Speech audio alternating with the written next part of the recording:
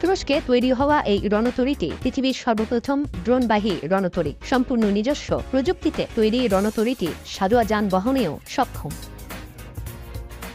ড্রোনবাহী রণতরীটি তুরস্কের নৌবাহিনীর কাছে হস্তান্তর করেন প্রেসিডেন্ট এরদোগান। ইস্তানবুলে রণতরীটির উদ্বোধনী অনুষ্ঠানে তিনি বলেন, সারা বিশ্বে সামরিক ও মানবিক কার্যক্রম পরিচালনায় রণতরীটি ব্যবহার করা হবে। আমরা এই রণতরীকে আঞ্চলিক নেতৃত্ব সুসংহত করার প্রতীক হিসেবে দেখছি। এখন থেকে নিজেদের প্রয়োজনীয় সব যুদ্ধাস্ত্র তুরস্ক নিজেই তৈরি করবে। এ অঞ্চলের নেতৃত্ব দেবে তুরস্ক।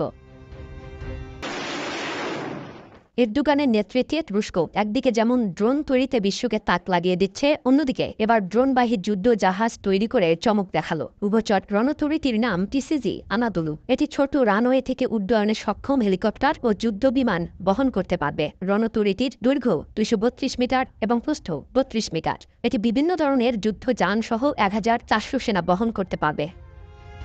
ড্রোনবাহী যুদ্ধজাহাজ তৈরি করলেও অনেক আগে থেকেই ড্রোন তৈরিতে সাফল্য দেখিয়েছে। বিশেষ করে রাশিয়া ও ইউক্রেন যুদ্ধে তুর্কি ড্রোন হইচই ফেলে দেয়। ইউক্রেনের সামরিক বাহিনীর প্রতিরোধ যুদ্ধে বড় সহায়ক হয়ে উঠেছে তুরস্কের প্রযুক্তিতে তৈরি বাইরাক্তার TB2 ড্রোন।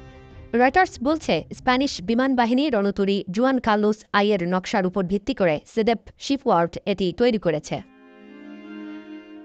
F-35 মডেলের যুদ্ধবিমান বহনে সক্ষম এমন একটি রণতরী তৈরির প্রাথমিক পরিকল্পনা ছিল তুরস্কের, কিন্তু 2019 সালে রাশিয়ার কাছ থেকে S-400 প্রতিরক্ষা ব্যবস্থা কেনার পর যুক্তরাষ্ট্র ও ন্যাটো তাদের F-35 প্রোগ্রামটি তুরস্ক থেকে সরিয়ে নিলে আস্কারা তাদের রণতরী তৈরির পরিকল্পনা পরিবর্তন করে। পরে টিসিজি আনাদোলুকে ড্রোনবাহী রণতরীতে রূপান্তর করা হয়।